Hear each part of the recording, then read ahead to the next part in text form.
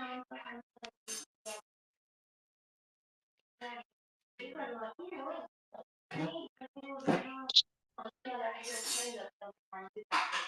everyone, welcome to the boot camp. I am just removing a certain privileges, so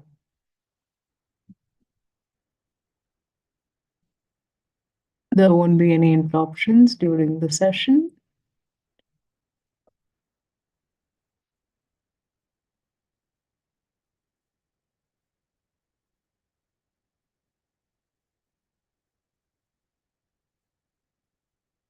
All right. Could you all please go get a notebook and a pencil? Please get the notebook and a pencil with you.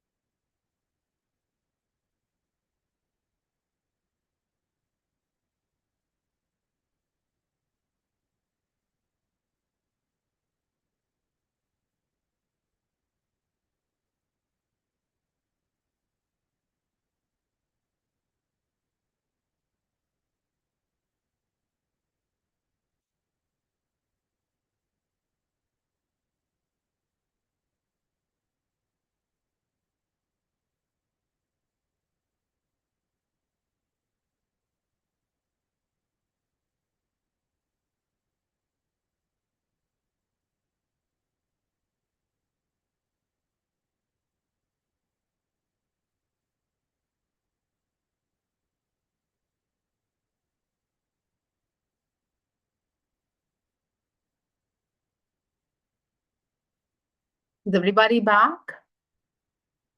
Okay.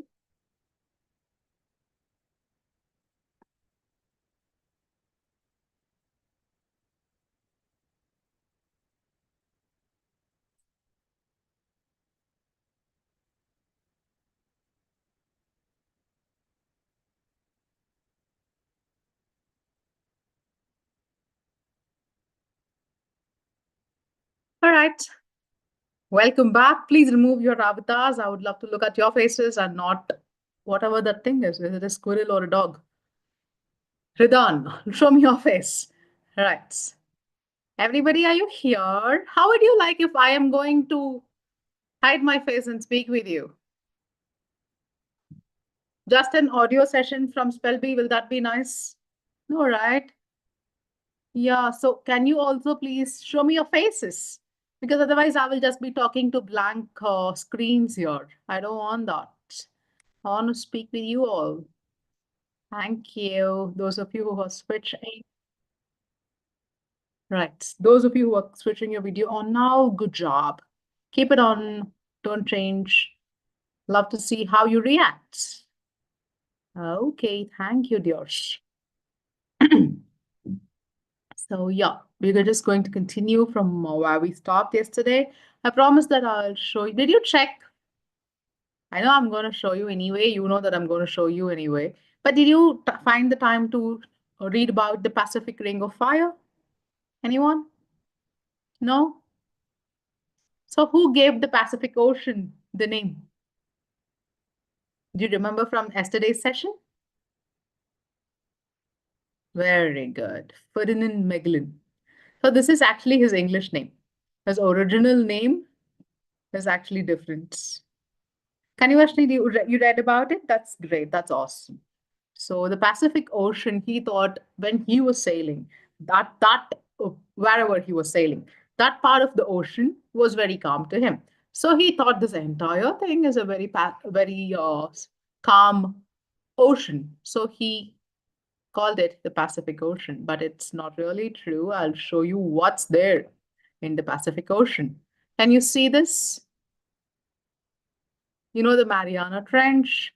So all of this part, you know what's there? Why is it called the Ring of Fire? There are many. This is named after the god Vulcan. Very good. There are many volcanoes here. So that is why this is called the Ring of Fire, the Pacific Ring of Fire. Good. So that's what we saw yesterday. What are we going to see today? We're going to see these two things. Words in English that are from literature that many authors have contributed to English language. And also there are many words in English that are based on people, places. There are names for it, and we have seen about them.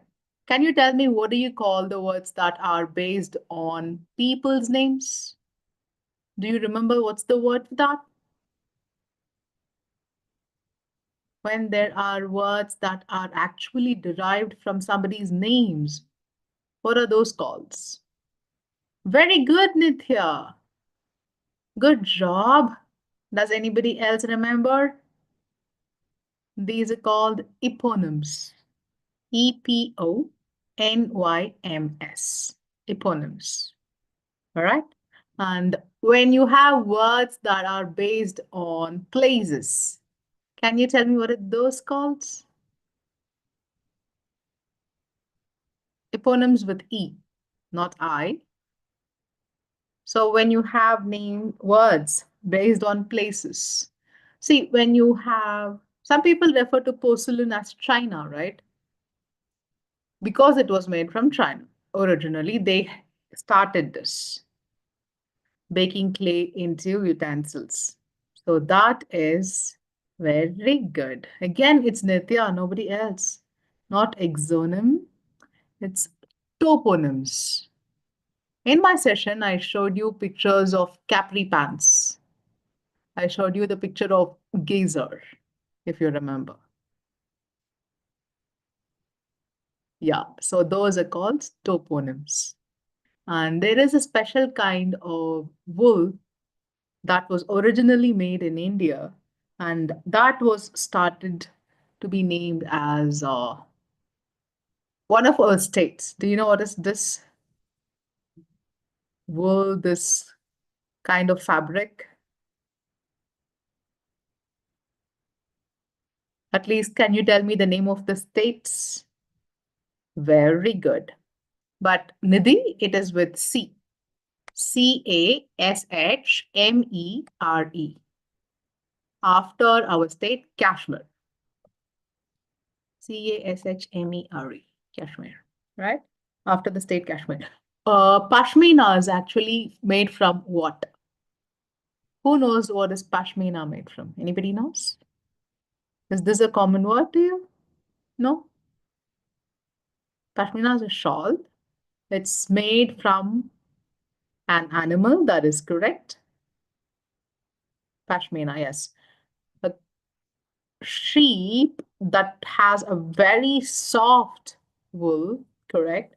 And only from that kind of, yeah, goat or sheep that is sourced. All right. So that is not a place. Kashmir is a place. Are you familiar with calico? A very thick cloth. Calico. Yes. Calico is named after an Indian city. Can you guess?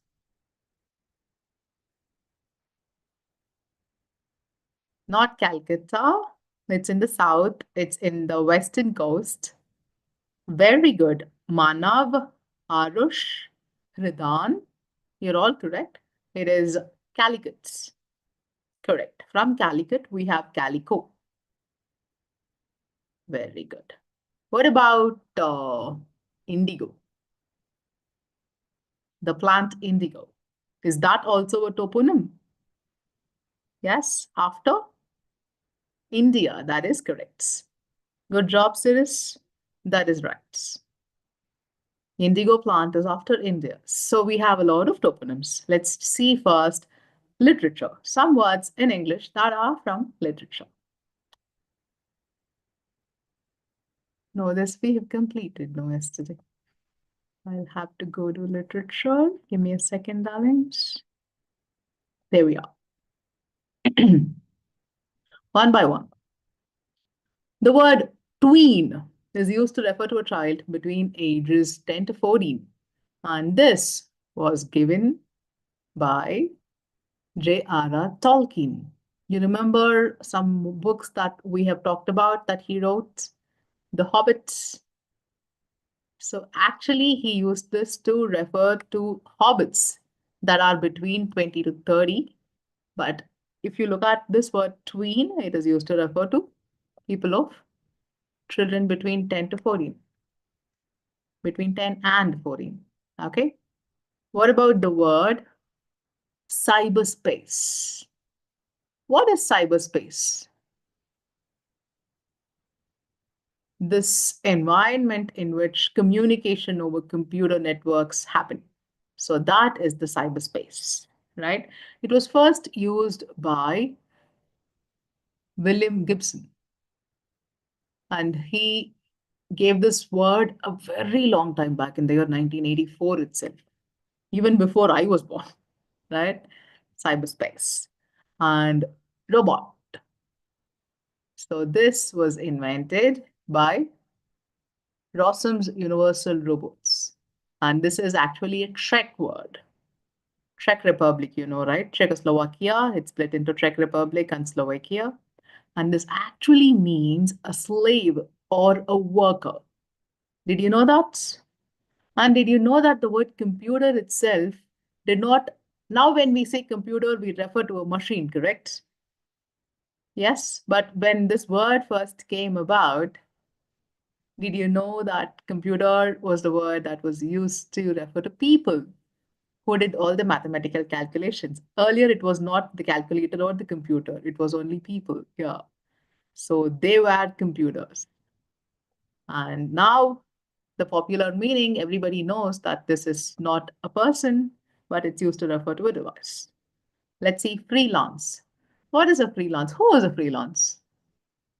So this is a person who is not employed in a regular job. He does not start his work at 9, end his work at 5. He is self-employed and he is a specialist in something. And he can work for different companies and he takes up assignments, right? He does not belong to just one company. So this word was actually invented by Sir Walter Scott. He used this word to describe a knight who had no allegiance, meaning he did not identify himself with a particular group or a tribe or a king or anybody. How many of you are familiar with this mythological character after which we have also an expression dash heel, which means somebody's weak spots? Can you tell me? Very good. Advait Anantraman, you're correct. To refer to somebody's weak spot, we say, oh, that is his dash heel. Good, Aishani, good try, but the spelling is wrong. It's called Achilles. Achilles. Who is Achilles? Do you know? Achilles. So this is a person who he was a freelancer. He did not first identify himself with any king. Yes, very good. A Greek legend. I typed here the spelling. So yeah, he was considered a great warrior and very strong who could not be defeated. But his only weak spot was in his heel.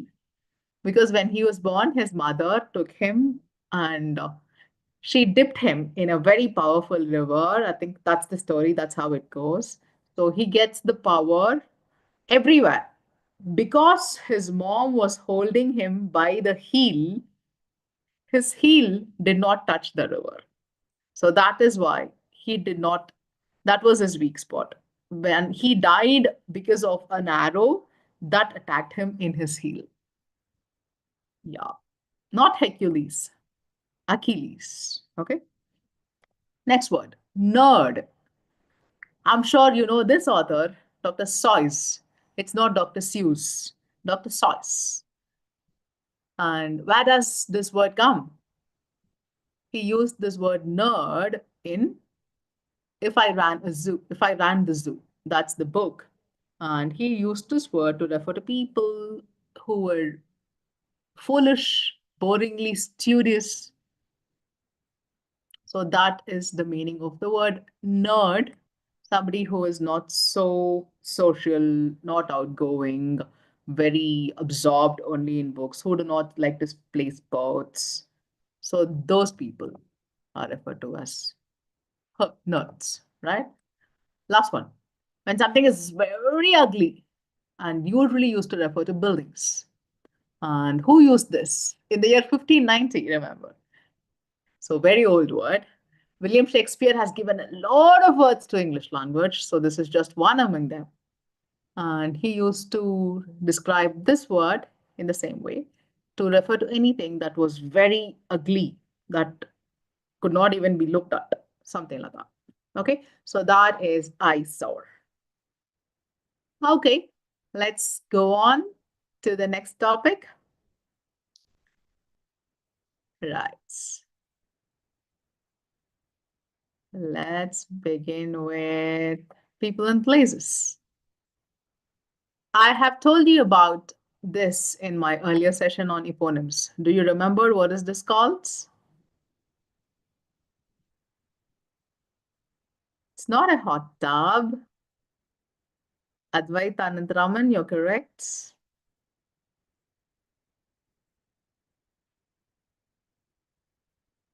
Not a pool. Surya Kiran, you're correct. It's not a sauna. It's not a pool. Try again. It starts with the letter J. Can you try to guess? J. Very good. Now everybody is giving me the right answers. It's called, I'm getting very interesting spellings from you also, Arush. But your word is right. The spelling is not. The answer is jacuzzi. And this is named after jacuzzi. You know, this was invented by a very caring father for his son who had rheumatism. And it was very painful. So he thought if he sits in a hot tub with powerful water jets, that will help him soothe the pain. That's how he invented, and this is the son. His father invented this for him. Okay. And his name was Enzo Jacuzzi. The son's name is Ken Jacuzzi. Okay. And now tell me what word we are going to discuss. Can you remember from my earlier session? What's the word? Very good. Sandwich. Very good. So, what is a sandwich? How many of you love to eat sandwich? Personally, I love sandwich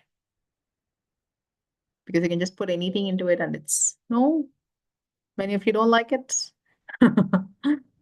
He's the Earl of Sandwich. Correct. Okay. So this food item was invented because this person, he did not like to leave his table, not working table, gambling table. And that is why he instructed the chef to make this food for him. Oh, why don't you just put some meat inside, two slices of bread, and just bring it to the table? So that's his order, and it was executed, and this became a very popular food. This is sandwich, named after the Earl of Sandwich. Now I'm going to take you to this place. Have you heard about Canary Islands? Are you familiar with the place?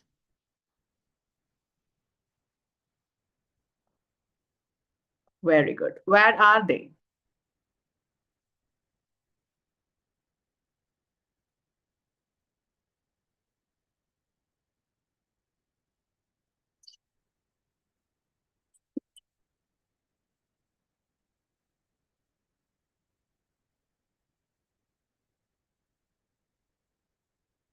Okay, somewhere in Europe. Have you heard about the canary bird?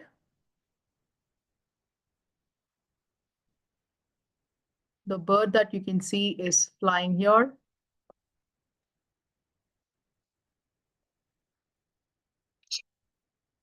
What color is the canary bird?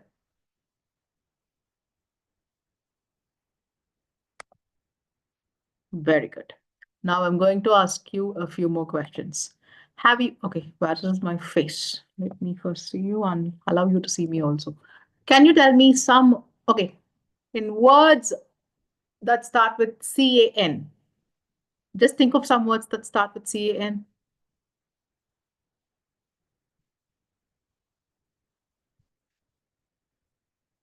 Candle, canteen,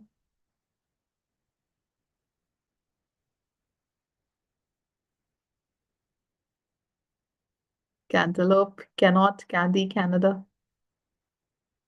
cantonments. Okay, canon, good. Now, what is the meaning of canine? I was hoping somebody would say that. CANINE, canine. Not campaign, canine. Very good. So we have a canine teeth. Which is your canine teeth? Can you show me your canine teeth? Anybody? Very good. Nidhi, you're correct. Can I spotlight you if you don't mind? Okay.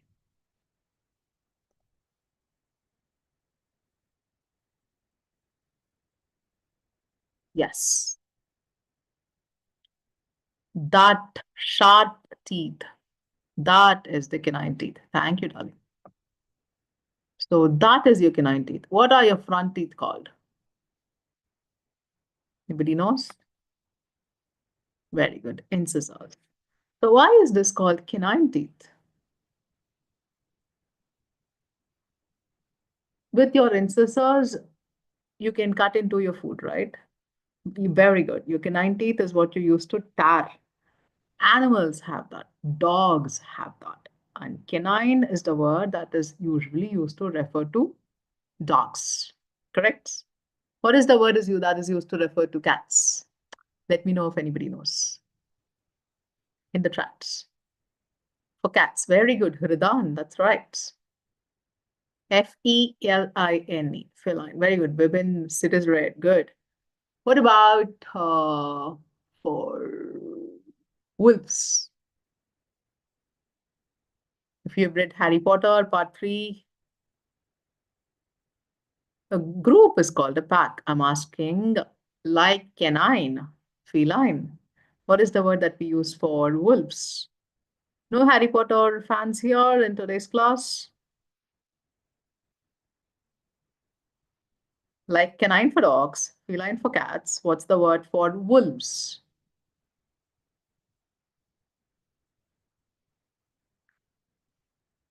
You don't know? No. Lupine. Lupine. After Remus Lupin. I thought you could have made the connection there. Lupine. Lupin, right? So why are we talking about this?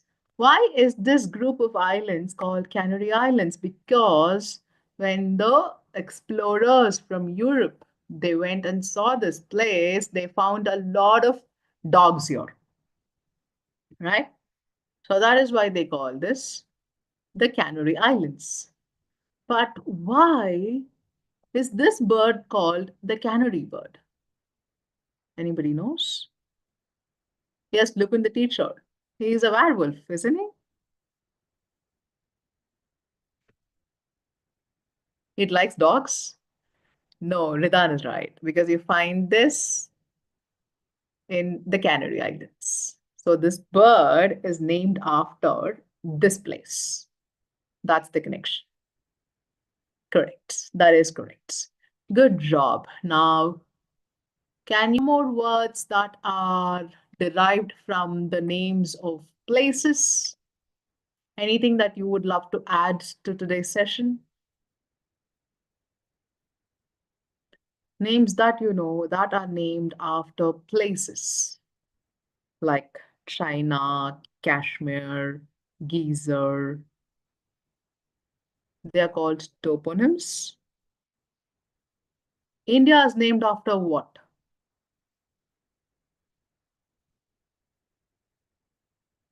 not indigo. Indigo is named after India. India is named after, very good, the river Indus. Good, Cirrus. Indian Ocean is named after India. Ha, very good. There are many animals, right, that are referred to, like the Indian cobra, like you said. Very good. Harini, good job.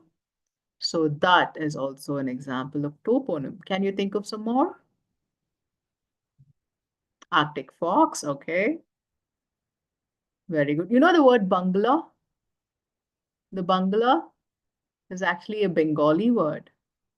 And yeah, it's used to refer to Gangetic River dolphin, okay, after the river Tibetan goats, okay. Good job. All right. Can I give you some homework before we meet tomorrow? Are you very busy with your schoolwork? If you're not, just try to give me maybe 5 words. Just do a quick search. You will find a lot of interesting words that you already know that are actually toponyms. Okay? 5 toponyms. That's it. It will not take you more than 5 or 10 minutes, not more than that. Can you do that search for me? Yes? Denim, jeans, the color magenta, even many Indian words you will also find there. Okay?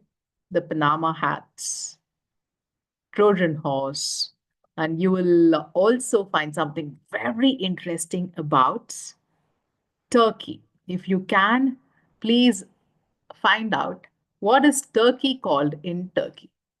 The bird turkey. Anybody knows this already? If you know, that would be awesome. What is turkey called in Turkey?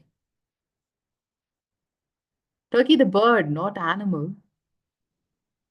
Turkey the bird in Turkey is called Hindi. Is called Hindi. Can you believe that? Yes, Hindi. Let's discuss why tomorrow. And because of Alan's persistent request, he wants me to say this to you. He's saying the word malaria is from, I've told this many times. I think students will know already. It's there in your spell bee book also. The word malaria actually means what? Who knows? Who remembers? Do you? Malaria actually means bad air. They thought this disease was caused because of people who are living by the stench of the gutters that carries this bad stench, bad air. But then later we know that this is not caused because of the bad air, but it's because of the mosquitoes that breed there. No? But still, we still call this refer this disease. We don't say bad mosquitoes. We only say bad air, malaria. Right. With this, I'll stop for the day, darlings. I'll see you tomorrow. Come with your top